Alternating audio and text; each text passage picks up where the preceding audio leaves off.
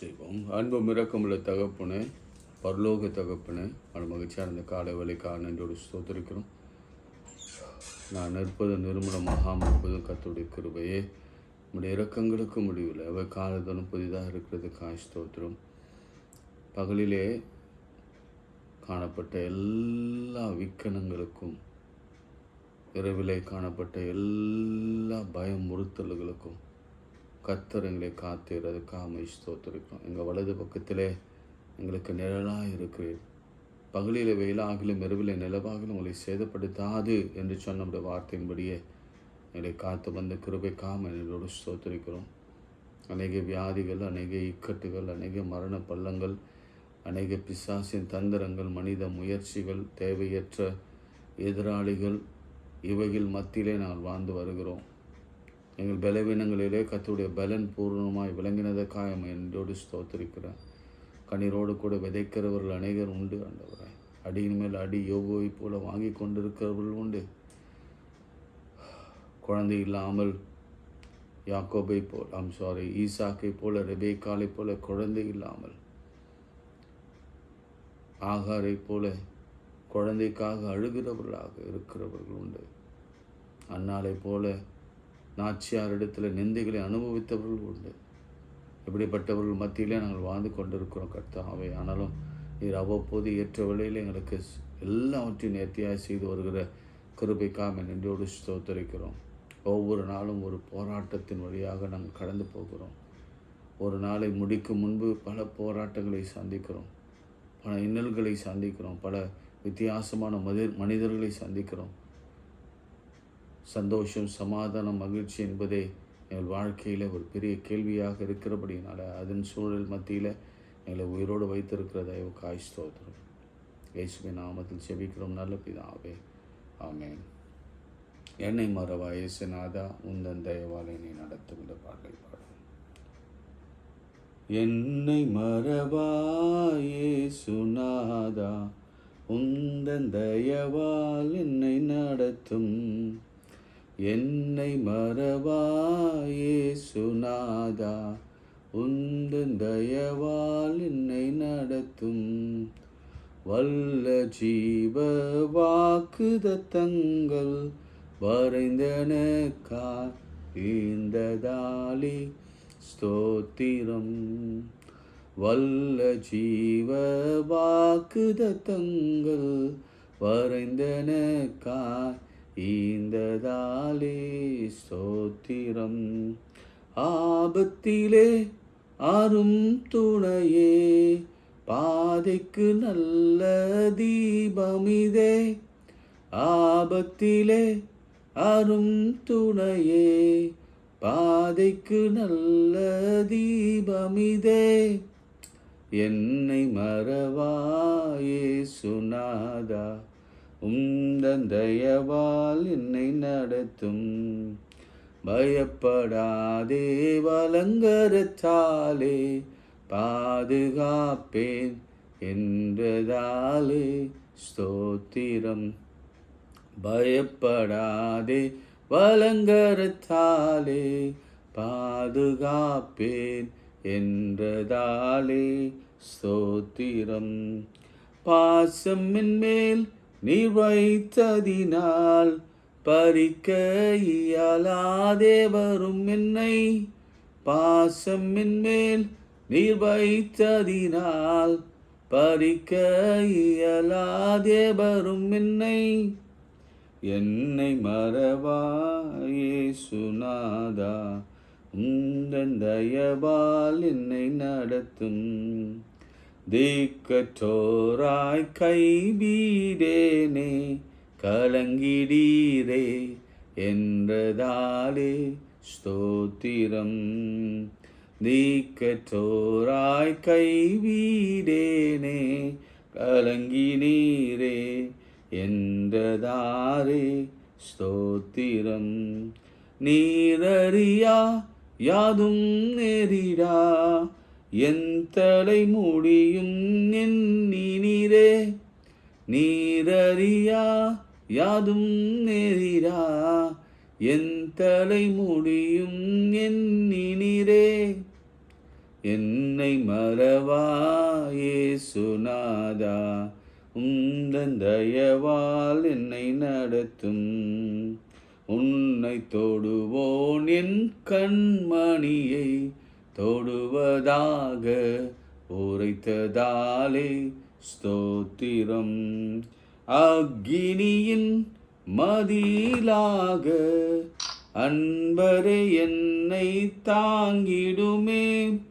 அக்கினியின் மதிலாக அன்பரே என்னை தாங்கிடுமே. என்னை மறவா இயேசுநாதா, உந்தன் தயவால் என்னை நடத்தும். என்னை மறவா இயேசுநாதா, உந்தன் தயவால் என்னை நடத்தும். கைகளை உயர்த்தி, ஆண்டவரே, நிற்க பலனில்லை யோசுபாத்தை போல கலங்கி நிற்கிறோம். எசேக்கியாவை போல இன்னும் ஒரு 15 ஆண்டுகளாவது கூட்டி கொடுங்க என்று கெஞ்சுகிறோம். ஆண்டவரே, எங்கள் வாழ்க்கை முழுவதும் பயம் பயம் பயம் நிறைந்தவர்களாய், அநேக இடங்களிலே சந்தேகம் நிறைந்தவர்களாய், வியாதிகள் நிறைந்தவர்களாய், வறுமைகள் நிறைந்தவர்களாய், பிரச்சனைகள் சூழ்ந்தவர்களாய், கண்ணீரோடு கூட விதைக்கிறோம். எங்கள் வாழ்க்கை முழுவதும் இன்னைக்கு அநேகருடைய குடும்பங்களிலே இதை நாங்கள் பார்க்கிறோம். ஆண்டவரே, இதை ஓவர் கம் பண்ண எங்களுக்கு நல்ல வசனத்தை எங்களுக்கு தாரும். எங்களுக்கு போதித்து நாங்கள் நடக்க வேண்டிய வழியை எங்களுக்கு காண்பியும். அநேகர் திருமணத்தில் உறவில் பிரச்சனைகள், சண்டையிட்டு பிரிந்திருக்கிறார்கள். குழந்தை இல்லை, பிள்ளைகள் இல்லை, பிள்ளைகள் ரட்சிக்கப்படவில்லை, வறுமை, வீடு இல்லை, தங்க இடமில்லை. ஆண்டவரே, நிர்கதியாய் திர்க்கற்றவராய் நிற்கிறோம். குழந்தை இல்லை, பேர் இல்லை, திருமணமாகவில்லை என்று சொல்லி வேதனையோடு நாங்கள் நிற்கிறோம். சுவாமி, இன்றைக்கு ஒரு கையில் ஒன்றுமே இல்லையே, நான் எப்படி திருமணம் நடத்துவேன், எப்படி இந்த காரியத்தை நான் வாய்க்க பண்ணுவேன் என்றெல்லாம் சொல்லி வேதனையோடு கலங்குகிறவர்கள் மத்தியில் நாங்கள் வாழ்ந்து கொண்டிருக்கிறோம். அந்த பெயின் ஆண்டவரை, அந்த பெயின், அந்த ஆகினி, அந்த ப்ரெஷர் எங்களுக்குள்ளே இருந்து பில்டப் ஆகிக்கொண்டே இருக்கிறது. அதிலிருந்து கர்த்தர் எங்களுக்கு விடுதலை கொடுப்பீராக. நீர் சர்வ வல்லவர். நேற்று நாங்கள் வாசித்தோம், நீர் மாறாதவர், நீர் கர்த்தர், நீர் இருக்கிறவராகவே இருக்கிற தேவன் ஆண்டவர். நீ நேற்றும் இன்றும் என்றும் மாறாதவராக இருக்கிறேன். திடன் கொள்ளுங்கள் என்று சொன்னவர், நீர் உயிரோடு இருக்கிறேன். உமக்கு விரோதமாய் உருவாக்கப்படுகிற எந்த ஆயுதம் வாய்க்காது போகும்படி செய்வேன்னு சொன்னேன். அப்படி சொல்கிற ஆண்டவர்கள் பக்கத்தில் இருந்து எங்களை நடத்தக்கூடிய வழியில் நடத்துகிறார். இயேசுவின் நாமத்தில் ஜெபிக்கிறோம் பிதாவே, ஆமென். மார்க்கு 6ஆம் அதிகாரம் 49, 50 வசனத்தை நான் வாசிக்கிறேன். மார்க்கு 6ஆம் அதிகாரம் 48 வாசிக்கிறேன்.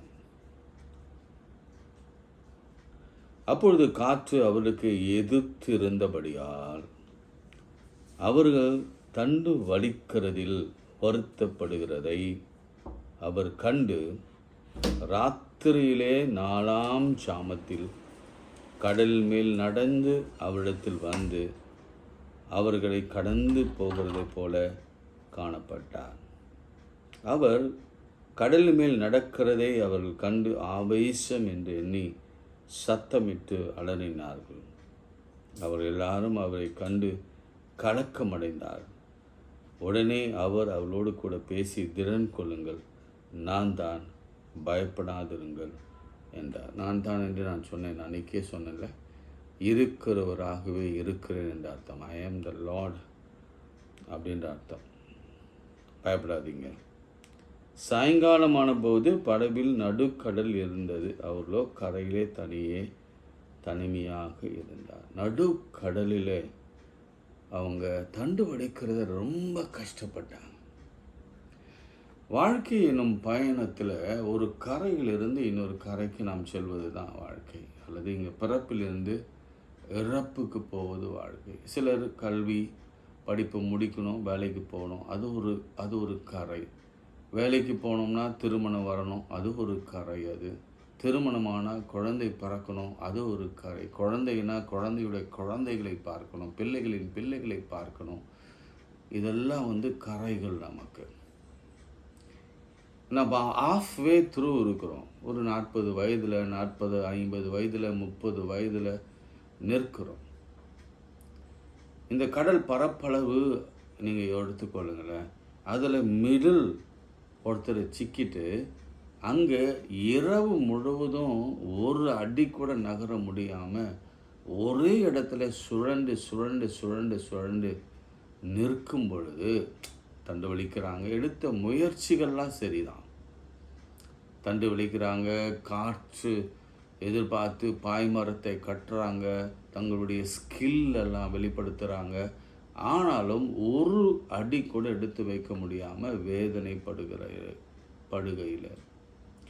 இதுதான் இன்றைக்கு நம்முடைய வாழ்க்கையாக இருக்கிறது. முதலாவது, என்னடா அவர் திடீரென்ட்டு இங்கே வந்துட்டாரு அப்படின்னு நீங்கள் யோசிக்கலாம்.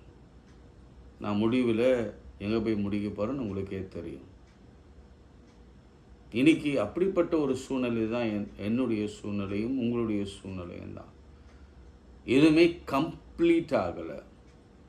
எல்லாமே பாதி பாதி பாதியாக நிற்கிறது. உங்களில் எத்தனை பேர் அப்படி இருக்கிறீங்க? Everything is in off. முழுமை அடையலை. வாழ்க்கையை ஒரு முழுமை பெறலை. எல்லாவற்றிலும் பாதி பாதி பாதி பாதி. அதற்கு மேலே ஒரு அடி எடுக்க பின்னாடியும் போக முடியாது. முன் வச்ச காலை பின் வைக்கவே முடியாது. நீ முன் இருந்த அந்த ஸ்டேட்டஸ், அதாவது அதை பின்னாடி இறங்கி திரும்பவும் அந்த குடிசை வீடு, திரும்பவும் அந்த வருமானத்துக்கு ரொம்ப கஷ்டப்படுறது, திரும்பவும் சைக்கிளில் போகிறது, திரும்பவும் நடந்து போகிறது, அதெல்லாம் ரொம்ப பெரிய கடினமான ஒரு காரியம். நான் அனுபவித்திருக்கிறேன், என்ஜாய் பண்ணியிருக்கிறேன், வெளிநாட்டுக்கு போயிருக்கிறேன், ஃப்ளைட்டில் பலமுறை ட்ராவல் பண்ணியிருக்கிறேன், மாநிலங்களெல்லாம் இருந்திருக்கிறேன், நிறைய மாநிலங்கள் இருந்திருக்கிறேன், நிறைய எக்ஸ்ப்ளோர் பண்ணியிருக்கிறேன். ஆனால் ஒரு சர்டன் பீரியட் வருகிற பொழுது அவ்வளோதான், அதுலேருந்து கீழே வருகிற ஒரு சூழல் வந்த பொழுது என்னால் அதை கொஞ்சம் கூட ஜீரணிக்க முடியல. பெட்ரோல் இல்லாமல் வண்டியை எடுக்காத நாட்கள் உண்டு. எப்போயுமே பிராண்டட் ஷர்ட்ஸ் தான் நான் போடுவேன். ஆனால் அந்த காலத்தில் என்னால் ஒரு காலத்தில் கிட்டத்தட்ட ஒரு ஸ்பேன் ஆஃப் 5 years அப்படி வைத்துக்கொள்ளுங்களேன், ஒரு 5 வருடங்கள் வைத்துக்கொள்ளுங்களேன், ஒரு பிராண்டட் ஷர்ட் எடுக்க முடியாது.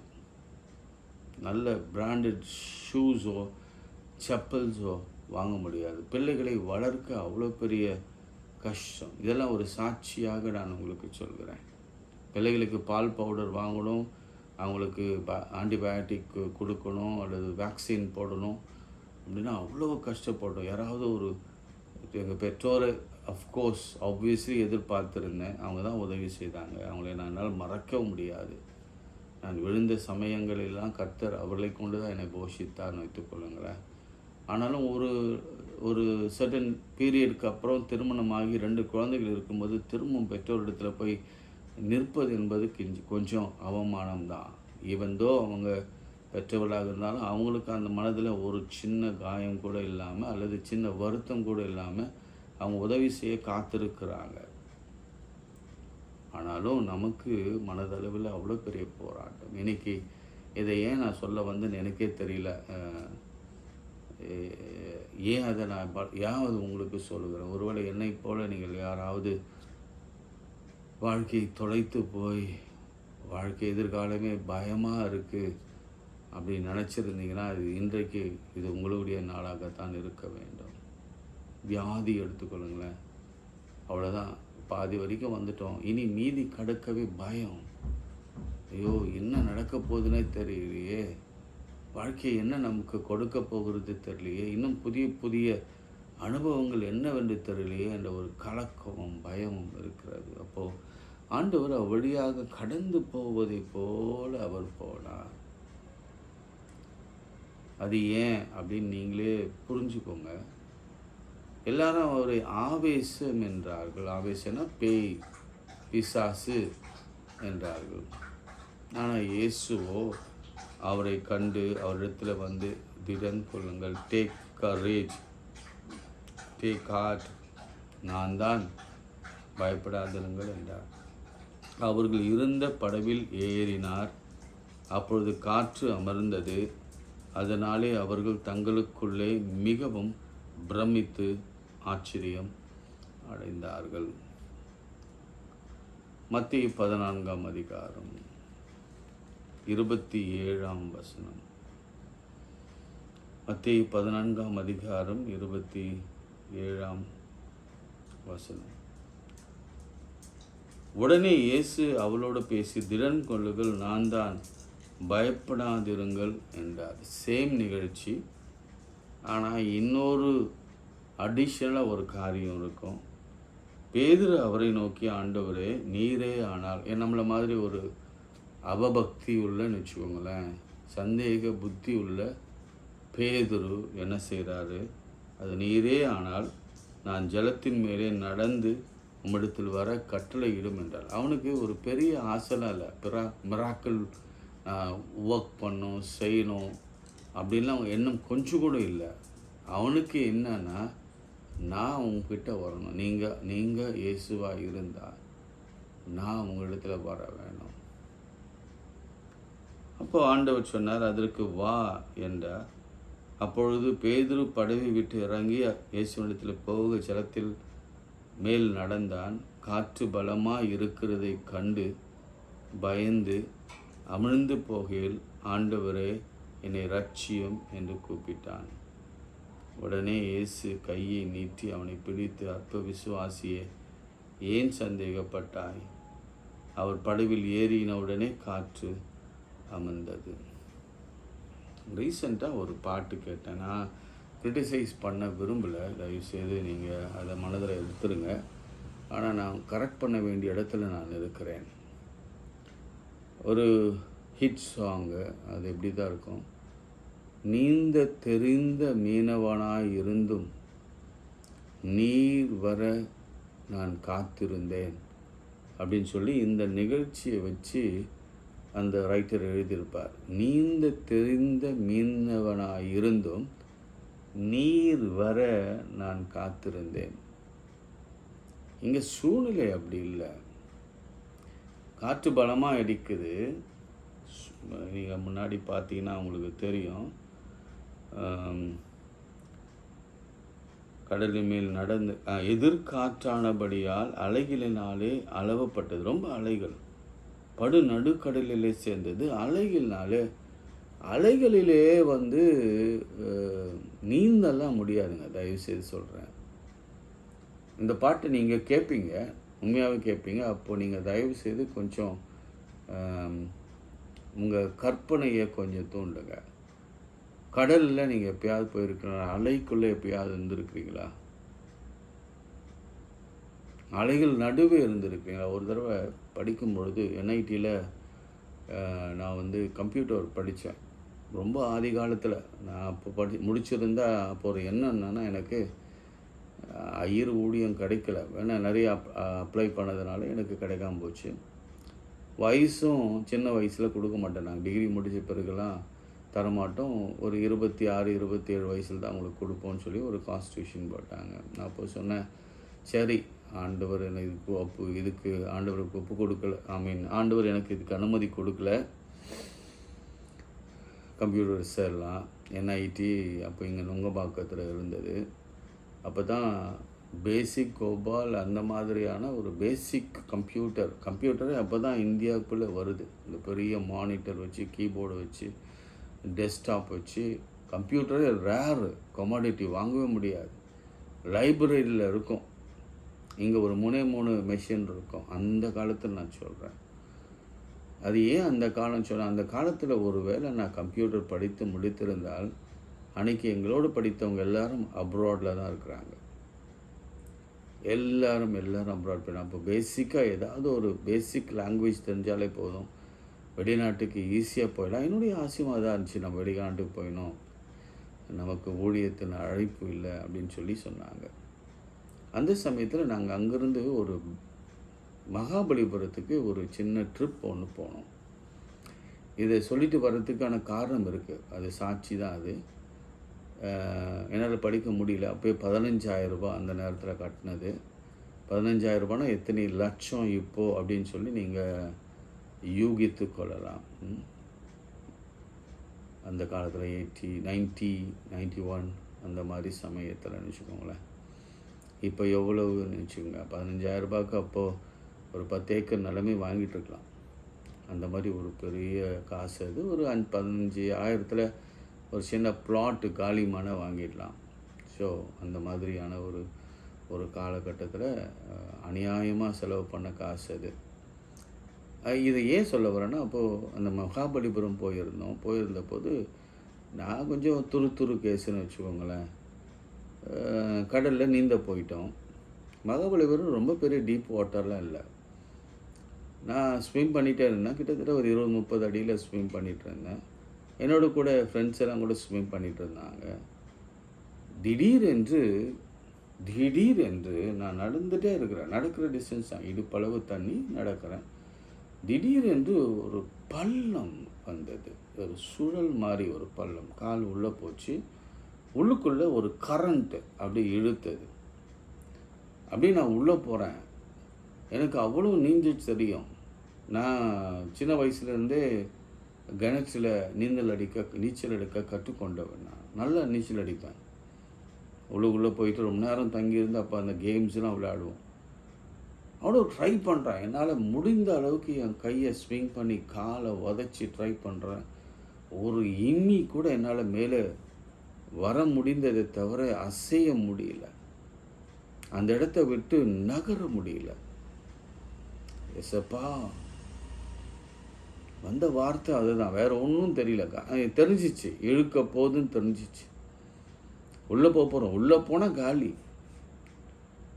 எசப்பா, அவ்வளோதான், வேறு ஒன்றும் இல்லை. பக்கத்தில் ஃப்ரெண்ட்ஸும் இல்லை. அவங்கள கொஞ்சம் தூரம் இருக்கிறாங்க. அப்போது பார்த்தா கர்த்தர் ஒரு அலையை அனுப்பினார். அந்த அலை தான் என்னை புஷ் பண்ணிச்சு. நல்ல வேளை நான் மேலே இருந்ததுனால என்னை புஷ் பண்ணி வெளியில் கரைக்கு தள்ளி விட்டது. ஸோ இங்கே எழுதின மாதிரி, இந்த ஆக்கியம் எழுதின மாதிரி, நீந்த தெரிந்த மீனவனாயினும் நீர் வர காத்திருந்தேன்லாம் சும்மா அது பொய்யான தகவல்களை நம்ம வெளியில் பரப்பவே கூடாது. இவன் நடக்கும் பொழுது காற்று பலமாக தான் இருந்தது. ஏன்னா நீங்கள் வசனமே சொல்லுகிறது, காற்று பலமாக இருக்கிறதை கண்டு அமிழ்ந்து போகையிலே. அவர் மீனவராக இருந்திருந்தார் வச்சுங்களேன், அவர் என்ன சொல்லியிருக்கலாம், என்னை ரட்சியெல்லாம் சொல்லியிருக்க வேண்டிய அவசியம் இல்லை. உடனே இமீடியட்டாக அவரை நீச்சல் வச்சு படகை போய் பிடிச்சிட்டு போயிட்டே இருந்திருக்கலாம். ஏன் என்னை ரட்சியன்னு சொல்ல வேணும்? முடியாது, நீந்த முடியாது. தெரியும். நான் உங்களுக்கு சொல்கிறேன் பாருங்களேன், இதில் மனுஷனை கொண்டு நிறுத்தாதீங்க. மனுஷனுடைய எபிலிட்டியை கொண்டாந்து நிறுத்தாதீங்க. யாராக இருந்தாலும் சரி, பெரிய பெரிய பாடகராக இருக்கட்டும், அல்லது நானாகவே கூட இருக்கட்டும், என்னுடைய பலன், என்னுடைய திறன், என்னுடைய ஸ்கில், என்னுடைய கல்வி, என்னுடைய அறிவு, என்னுடைய ஸ்ட்ரென்த்துன்னு கொண்டு நிறுத்தாதீங்க. அதெல்லாம் ஒன்றும் ஆண்டவருக்கு முன்பாக பிரயோஜனப்படாது. அவன் உள்ளே போனான். கர்த்தர் அவனை திட்டி, அற்ப விசுவாசியே, ஏன் சந்தேகப்பட்டாய் என்று சொல்லி அவனை தூக்கி எடுத்து திரும்பவும் அந்த போர்டில் உட்காந்து அவளோடு கூட அவர் போனார். இப்போது எங்கே வர உங்களுக்கு தெரியும். பேதுருவும் அவருடைய சீஷர்களும் பயந்து என்ன செய்தாங்க, அறைக்குள்ளே தங்களை பூட்டி கொண்டு இருந்தார்கள். அறைக்குள்ளே அவர்கள் பூட்டி கொண்டு இருந்தார்கள். நீங்கள் மார்க்கில் அதை பார்க்கலாம். யோவானில் அதை பார்க்கலாம். யோவான் எடுத்துக்கொண்டால் சீஷர்கள் மேல் அறையிலே போய் தங்களை ஒளித்து கொண்டிருந்தார்கள். அப்பொழுது இயேசு கிறிஸ்து அவர்கள் நடுவே நின்று, அறைனா இது அறை, கதவுலாம் மூடப்பட்டிருக்கிறது. இயேசு எப்படி அந்த தெய்வீக சரீரத்தில் அவங்க நடுவே வந்து நின்று பயப்படாதிருங்கள் என்றார். 10 பேர் இருந்தாங்க. பிரியமானவர்களே, ஒரே ஒரு வசனத்தை நான் சொல்லி நான் ஜெபிக்க விரும்புகிறேன். லூக்கா 12ஆம் அதிகாரம். இன்னைக்கு ஒரு பயமான அச்சத்தோடு தான் நான் இதை பேசி கொண்டிருக்கிறேன். ஆனால் கர்த்தர் இந்த வசனத்தை கொடுத்து என்னை திடப்படுத்தி கொண்டிருக்கிறார். உங்களையும் திடப்படுத்துவார். இந்த மாதிரி பயத்தில் சந்தேகத்தில் இருப்பீங்கன்னா, எவ்வீரு கூட நேற்றே சொன்னேன். நான் எவ்வீருவை பார்த்து என் ஆண்டவர் சொன்னார், மரண செய்தி வந்து விட்ட பிறகும் அவர் சொன்ன வார்த்தை, பயப்படாதே, விசுவாசம் உள்ளவனாக இரு. ரிப்போர்ட்டே வந்துருச்சுங்க, ரிசல்ட் வந்துருச்சுங்க. ஆனாலும் ஆண்டவர் சொன்னார், அந்த ரிப்போர்ட்டே நான் மாற்றுவேன்ப்பா. மூச்சு நின்றுச்சியா, நான் மூச்சு கொண்டு வருவேன்பா. இருதயம் நின்றுச்சியா, இருதயத்தை செயல் படுத்துவேன்பா. வேலை போயிடுச்சியா, வேலையை கொடுப்பேன்பா.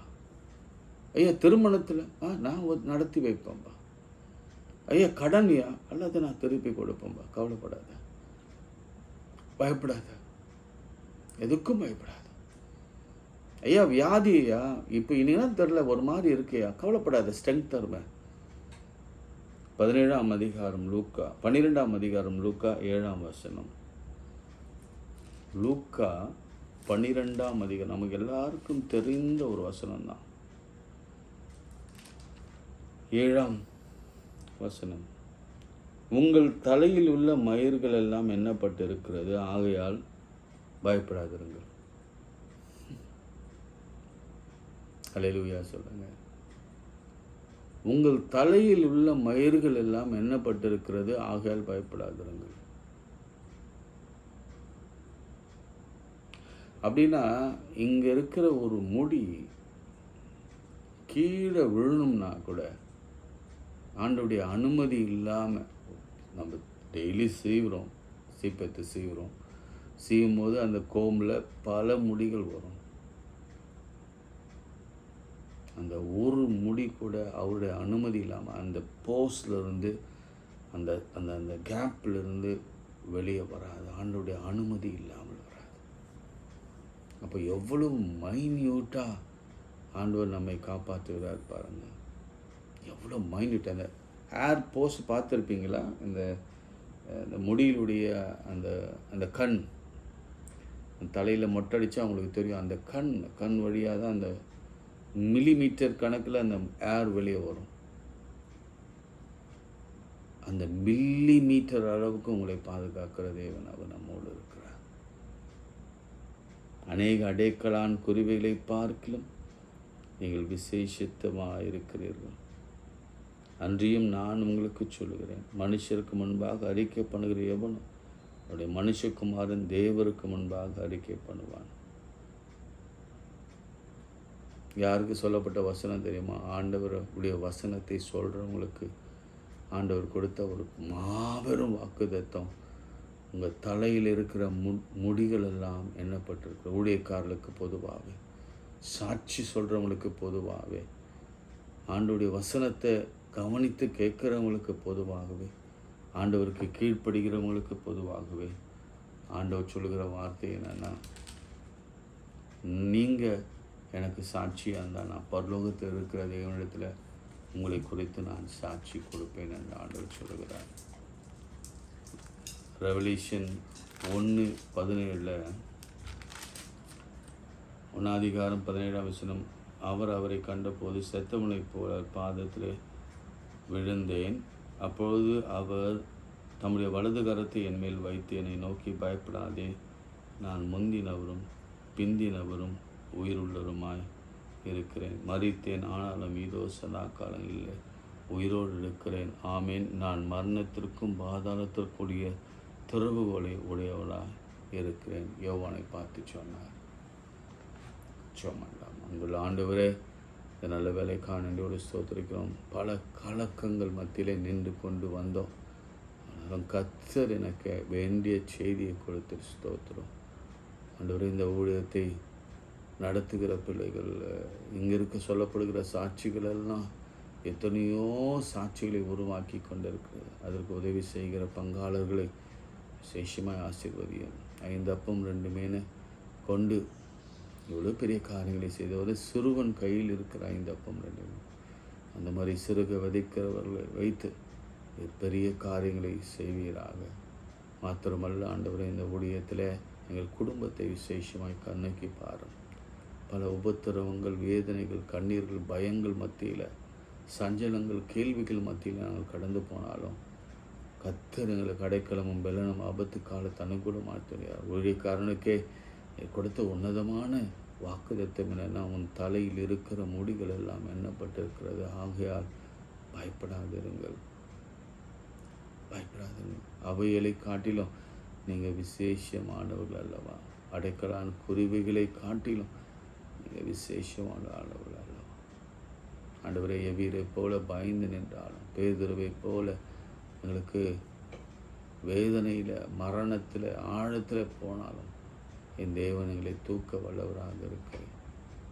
அன்று 12 வருடமாய் பெரும்பாலுள்ள பெண் பயத்தோடு சாட்சி சொல்லும்படி ஆண்டவரிடத்தில் வந்து நின்ற பொழுது, உனக்கு சமாதானம் மகளே, சமாதானத்தோடு போ, உன் வேதனை நீங்கி நீ சுகமாயிரு. பயப்படாதே, நீ சமாதானத்தோடு போ, உன் வேதனை நீங்கி சுகமாயிரு. அப்படிப்பட்ட ஒரு ஆண்டவர் எங்களோடு கூட இருக்கிறதுக்காக ஸ்தோத்திரம். இந்த நாளை பெரிய அற்புதத்தை சாட்சியை ஏற்படுத்தும் ஆண்டவர். இன்றைக்கி யாரெல்லாம் நான் சாட்சி சொல்வேன் அப்படின்னு சொல்லி பொருத்தனை பண்ணுறாங்களோ அவங்களுக்கு விசேஷமாக நீ சொல்கிற வாக்குத்தத்தை நீங்கள் சாட்சி சொல்ல முன்னு வந்துட்டிங்கன்னா, நான் பரலோகத்தில் சாட்சி சொல்லுவேன். அதற்கு முன்னாடி உங்கள் தலையில் இருக்கிற முடி மில்லிமீட்டர் கணக்கில் உங்கள் தேவைகள் எல்லாவற்றையும் நான் சந்திப்பேன். இயேசுவின் நாமத்தில் ஜெபிக்கிறோம் பிதாவே, ஆமென். நமது ஆண்டவராகிய இயேசு கிறிஸ்துவின் கிருபை, பிதாவாகிய தேவனுடைய அன்பு, பரிசுத்தாவினை மனிதரோடு மீண்டும் மீண்டும் சதா காலம் நிலைத்திருப்பதாக. ஆமென். God bless you.